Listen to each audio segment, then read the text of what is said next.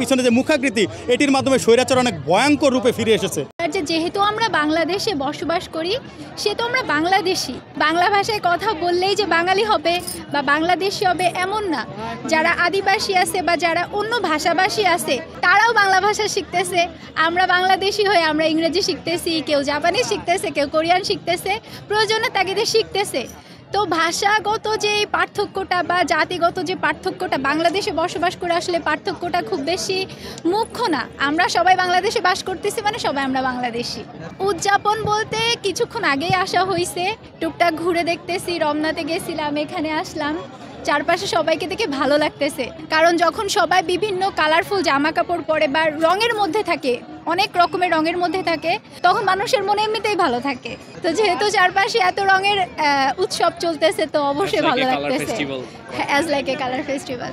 আচ্ছা, এবার আমি একটু বিস্তারিত বলি। আমি গত 6 বছর ধরে ঢাকায়, কিন্তু গত 4 বছর আমি কখনো মঙ্গল শোভাযাত্রা বলেন বা আজকে যেটা নতুন নামকরণ হয়েছে আনন্দ শোভাযাত্রা, আমি এগুলোতে কখনো অংশগ্রহণ করি না, আমার এদিকে আসাই হয়নি। আমি গত বছরে এসেছিলাম, গত বছর আমি যেরকম জনসমাগম দেখেছি এই বছরও একই। হয়তো কিছু মানুষের সংখ্যা বাড়তে পারে কারণ গত বছর ঈদের ছুটি ছিল, তো সেই কারণবশত ঢাকার বাইরে অনেক মানুষই অবস্থান করছে। এখন তো ঈদের ছুটি শেষ, সবাই ঢাকার সমস্ত মানুষ কিন্তু ঢাকায় অবস্থান করতেছে।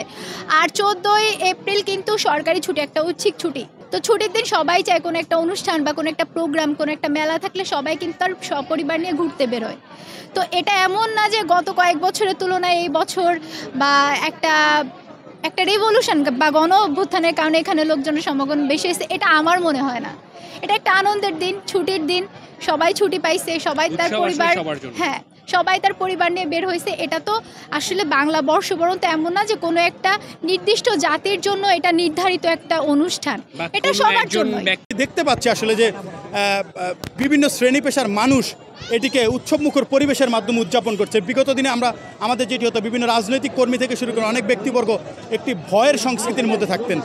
তারা চাইলেও স্বতঃস্ফূর্তভাবে কিন্তু এই উৎসবটিকে পালন করতে পারতেন না। কিন্তু কারণ আমরা দেখেছি যে পতিত স্বৈরাচারের যেই হামলা মামলা এবং গুমের হুমকি ছিল, যার ফলে এবার আমরা যেটি মনে করছি যে সাংস্কৃতিক, সামাজিক এবং রাজনৈতিক কর্মী থেকে শুরু করে সকল শ্রেণী পেশার মানুষ মুক্ত আকাশে আসলে স্বতঃস্ফূর্তভাবে এই উৎসবটি পালন করছেন, যেটি আসলে আমাদের কাছে একটি ইতিবাচক দিক বলে মনে হয়েছে। এবং আমরা আসলে চাইবো যে আপনি দেখবেন এবারের পয়লা বৈশাখের এই উদযাপনকে কেন্দ্র করে কিন্তু ফিলিস্তিনে যে গাজাবাসীর উপরে এই যে ইসরায়েলি বাহিনীর যে নারকীয় তাণ্ডব চলছে, সেটির বিরুদ্ধেও কিন্তু প্রতিবাদ স্বরূপ কিন্তু এখানে তরমুজের একটি কিন্তু আমরা ফটিক দেখতে পাচ্ছি। তো এই ধরনের নানান আসলে বিষয় আসলে ফুটিয়ে তোলা হয়েছে, যেটি একটি ইতিবাচক দিক বলে আমরা মনে করছি এবং এটি আসলে নতুনত্ব এবং ভিন্নতা নিয়ে এসেছে আমাদের উদযাপনে।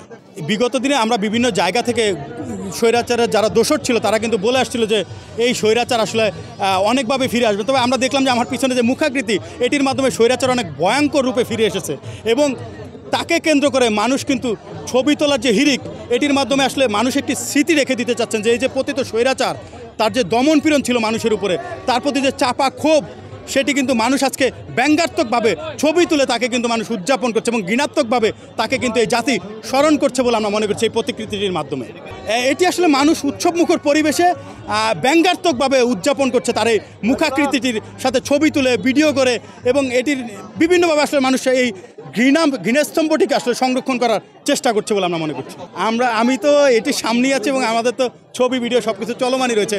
আর সত্যিকার অর্থে পতিত স্বৈরাচারের সাথে তো আসলে অনেক লড়াই সংগ্রাম করেই আমরা আজকের এই দিন পর্যন্ত এসেছি এবং আজকের যে মুখাকৃতিটি এটির মাধ্যমে আসলে আমাদের ভবিষ্যৎ প্রজন্মকে একটি বার্তা আসলে দেওয়া হচ্ছে যে আসলে ভবিষ্যতে যেন কেউ ন্যূনতম ফ্যাসিবাদ হয়ে ওঠার চেষ্টা না করেন, এবং যদি কেউ ফ্যাসিবাদ হয়ে ওঠার চেষ্টা করেন তাহলে জাতি কিন্তু তাদেরকে ঘৃণাত্মকভাবে, ব্যঙ্গাত্মকভাবে কিন্তু এই জাতির সামনে তাদেরকেও উপস্থাপন করা হবে। তেমন বার্তাটি কিন্তু আজকের এই বর্ষবরণের উৎসব থেকে প্রদান করা হচ্ছে।